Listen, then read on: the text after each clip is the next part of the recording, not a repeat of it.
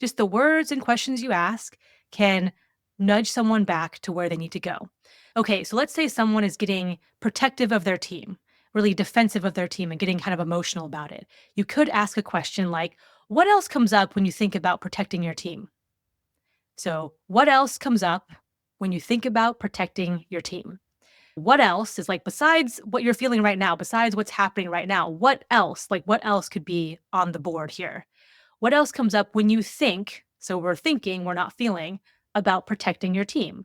So I'm not trying to change the subject. We're talking about protecting your team. That's very important. But what else comes up when you think about protecting your team?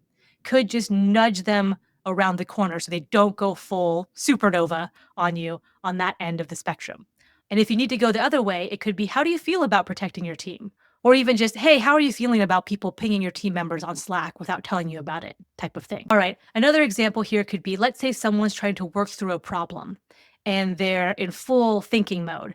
You could ask a question like, it looks like, or it seems like you've thought about this problem a lot. I'm curious how this makes you feel. And if you have something specific, you can throw it in. So it seems like you've thought about this problem a lot. I'm curious, how do you feel about actually launching this product? Or I'm curious, how do you feel about actually rolling this out to the team? Because sometimes people can think and think and think, and that's their way of avoiding a potentially negative feeling when they actually go do something, when they go do the next step.